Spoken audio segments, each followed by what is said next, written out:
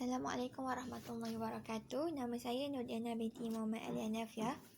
Hari ini kita nak menceritakan tentang kaedah 27.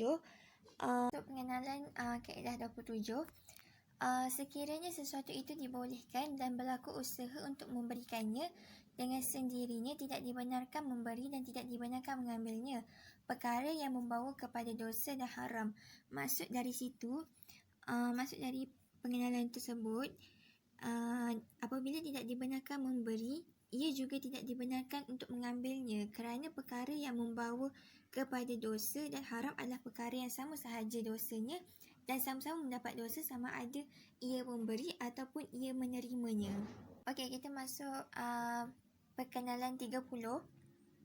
Tergesa-gesa melakukan sesuatu sebelum tiba waktunya, mencegah sesuatu kejahatan atau sebagai bentuk jalan bagi kemungkinan terjadi.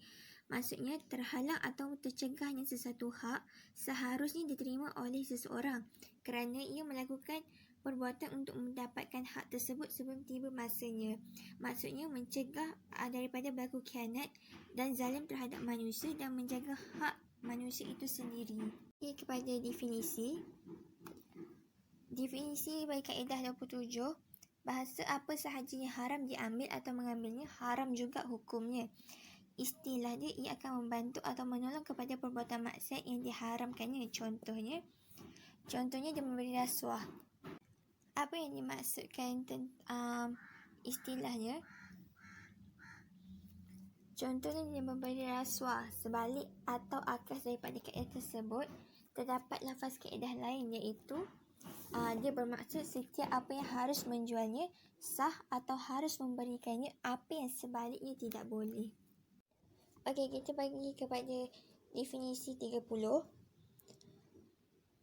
yang bermaksud menyekat jalan-jalan kerosakan, yang mana ia merupakan kaedah usul atau al-kaedah usuliyah al-ammah.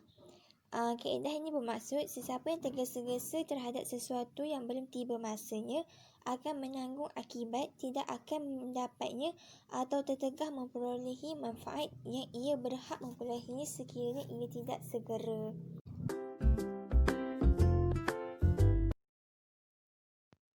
Assalamualaikum warahmatullahi wabarakatuh. Saya Nur Husnina binti Tarmizi, nombor elektrik di 183111147. Untuk kuliah 27, saya akan menerangkan bahagian-bahagian yang ada dalam kuliah 27. Bahagian first yang ada dalam kuliah 27 iaitu hukum furu'. Dalam slide ni ada tiga poin. First, memberi rasuah dan riba adalah diharamkan. Pemberi, penerima dan mereka yang mempunyai kaitan dengannya turut berdosa.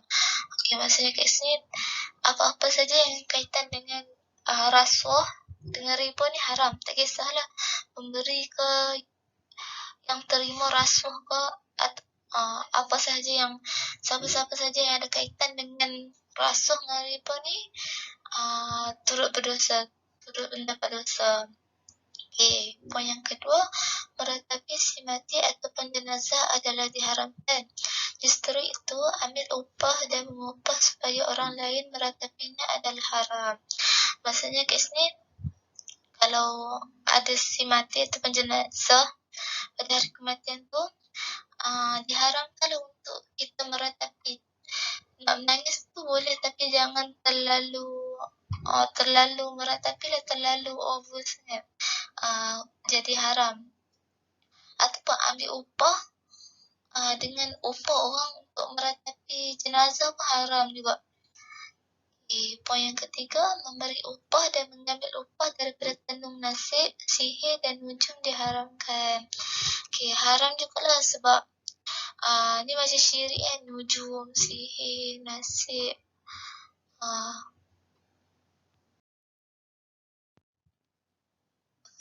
Untuk bahagian yang kedua iaitu pengecualian daripada kaedah. Slide saya ni ada dua contoh. Yang pertama, harus bagi hakim ataupun qadi yang layak pegang jawatan untuk bagi rasuah untuk dia dapat jawatan hakim atau qadi tu, demi nak selamatkan umat dan masyarakat daripada jawatan hakim atau kodi tu disandang oleh orang yang fasik ataupun orang yang tak layak. Nah, tapi untuk sultan atau pemerintah yang berkuasa dalam melantik hakim atau kodi ni haram ambil pemberian rasuah tu. Okey. Contoh yang kedua, wasiat yang bimbang serta takuti kepada perampas terhadap harta yang ia wasiatkan harus memberi rasuah kepada perampas tersebut demi menyelamatkan harta yang ia wasiatkan yang lebih besar bahayanya. Maksudnya, diharuskanlah untuk pewasiat bagi rasuah kepada perampas yang nak rampas harta yang si pewasiat ni wasiatkan, sebab demi nak selamatkan harta dia daripada dirampas oleh perampas tu lah. Lagi bahaya, risiko dia lagi tinggi lah kalau perampas tu ambil harta yang dia wasiatkan tu. Okey, untuk yang ketiga, kaedah pecahan. Okey, kaedah juz'iyah yang ada dalam kaedah kuliah 27 ni ada satu je. Maksudnya, apa yang haram mengerjakannya, haram memintanya. Okay, kita tengok huraian kaedah. First, syarak tidak membenarkan seseorang itu berdiam diri sahaja dalam perkara ataupun terhadap perkara haram dan maksiat. Maksudnya, syarak tak bagilah kita sebagai orang Islam, sebagai Muslim, diam diri sahaja kalau kita nampak perkara haram dengan maksiat ni. Kena cegah, kena berusaha tolak benda tu, hilangkannya. So, yang ketiga, siapa yang berdiam diri tanpa sebarang usaha membendungnya, malah tidak membencinya di dalam hati dikira berdosa. Kalau seorang individu tu dia berdiam diri je, tak ada usaha nak mencegah, menghalang, maupun tak membenci dalam hati kan, hukum dia dikira berdosa.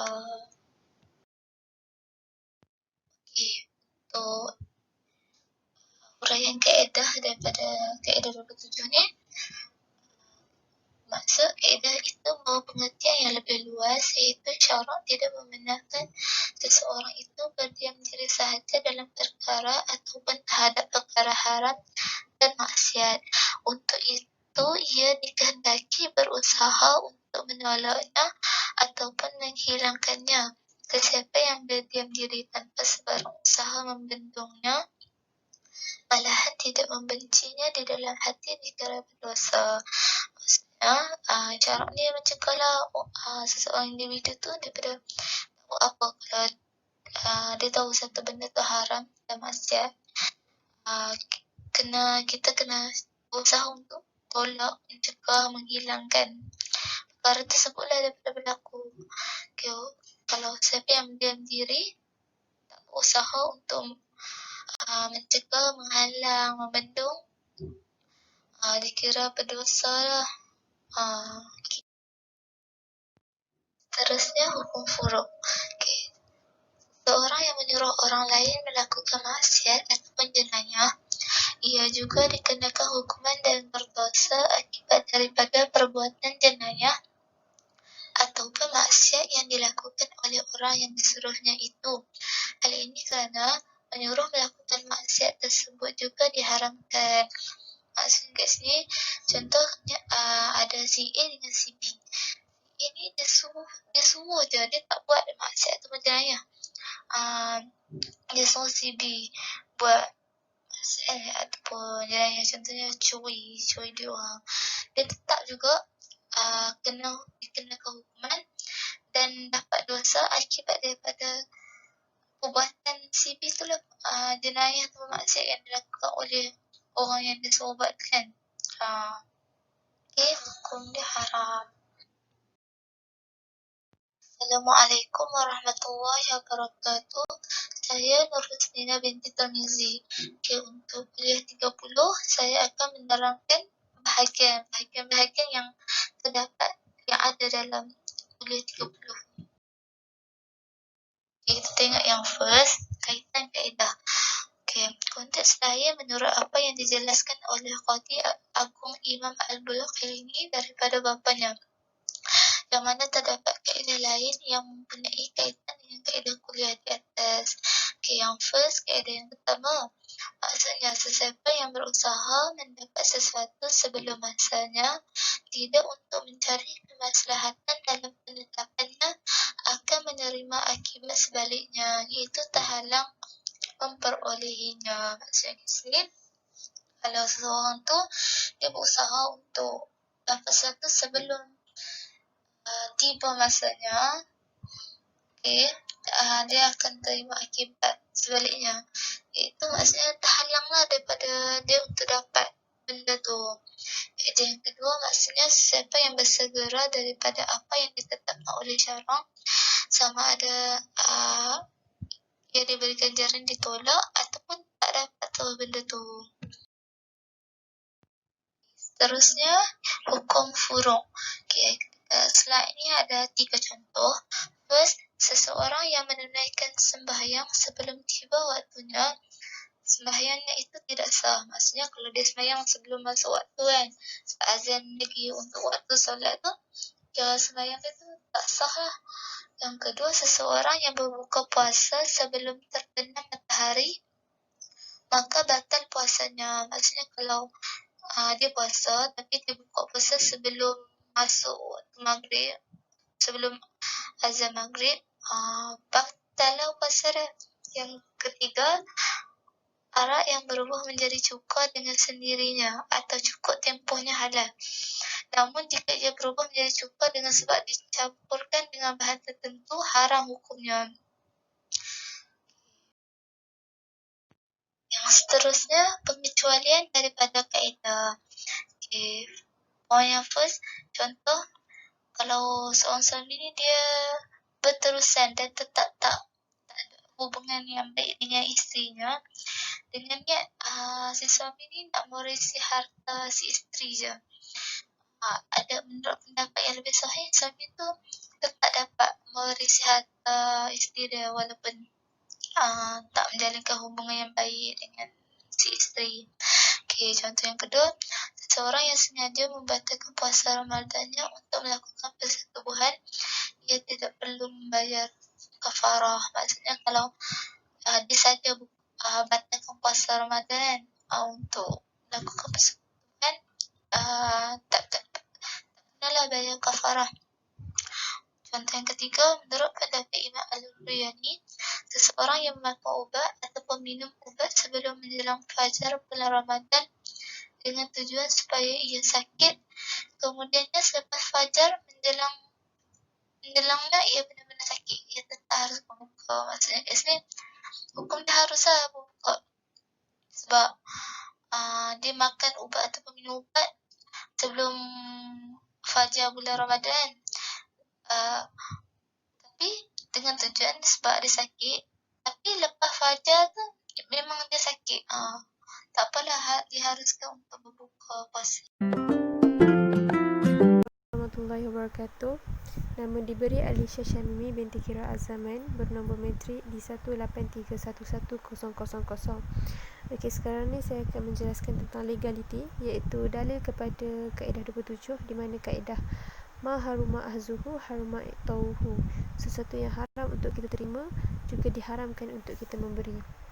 Ia berdasarkan daripada firman Allah surah Al-Maidah ayat 2, iaitu wala ta'awanu 'alal ismi wal 'udwan, yang bermaksud dan janganlah kamu tolong-menolong dalam berbuat dosa dan pelanggaran, serta bertakwalah kamu kepada Allah, sesungguhnya Allah amat berat siksanya. Seterusnya kita akan pergi kepada kaedah 30, iaitu man ista'jala syai'an qabla awanihi uqiba bihirmanihi, iaitu kaedah sesiapa yang menyegera mendapatkan sesuatu sebelum tiba masa, dihalang untuk memperolehinya.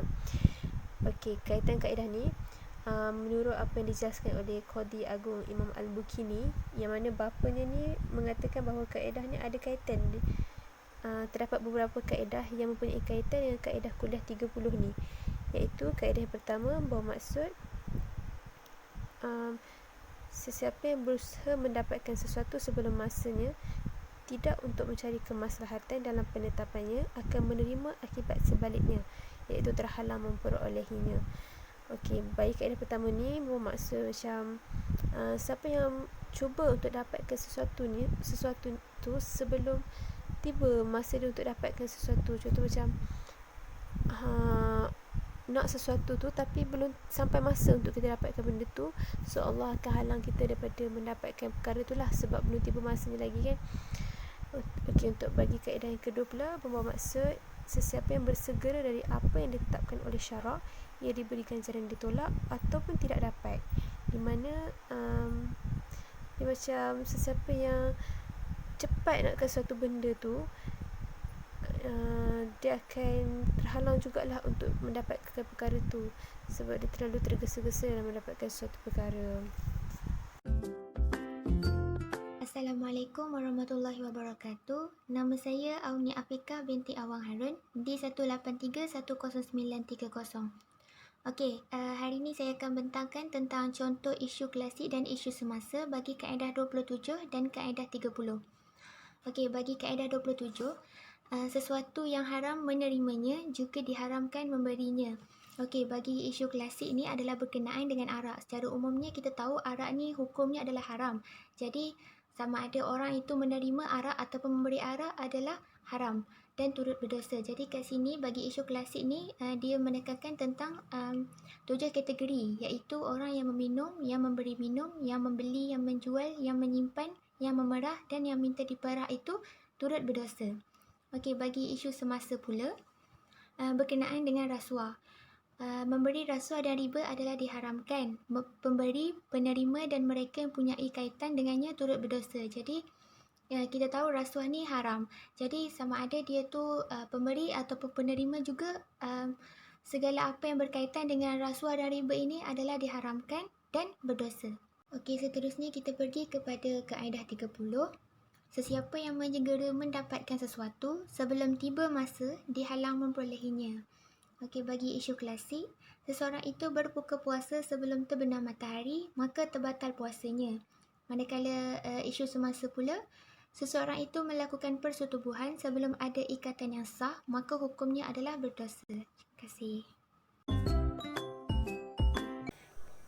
Bismillahirrahmanirrahim dan Assalamualaikum warahmatullahi wabarakatuh.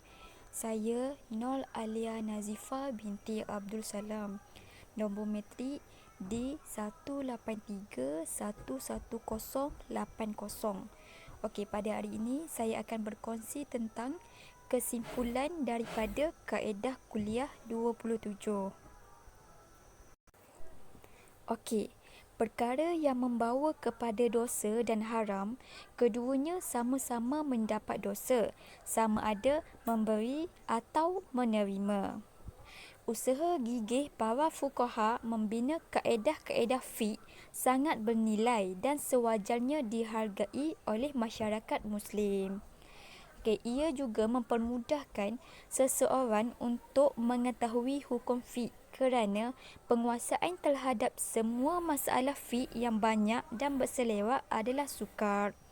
Di samping itu juga ia mampu membentuk kemahiran fiqh yang kuat dan baik, sekaligus dapat membantu untuk meneroka pelbagai isu fiqh semasa dengan penyelesaian tepat dan baik. Pengetahuan yang jitu mengenai kaedah ini juga pastinya menjadi asas yang kukuh untuk mempelajari hukum-hukum fiqh. Kesimpulan daripada kaedah kuliah 30. Antaranya ialah tergesa-gesa adalah tabiat buruk manusia yang harus dihindari, kecuali pada perkara-perkara yang dibenarkan oleh syariat kita. Ketergesa-gesaan ini berasal dari syaitan dan orang yang suka tergesa-gesa akan menyesal di kemudian hari. Orang yang ingin menjauhkan dirinya dari penyakit ini harus melatih dirinya untuk bersabar dan tenang. Mudah-mudahan Allah menjauhkan penyakit ini dari dalam diri kita serta memberikan kesabaran kepada kita. Jadi itu sahaja dari kami. Subhanakallahumma wa bihamdika asyhadu an la ilaha illa anta astaghfiruka wa atubu ilaik. Wal 'asr innal insana lafil khusr illa allazina amanu wa amilus solihat wa tawasaw bil haqqi wa tawasaw bis sabr. Okey, sekian, terima kasih.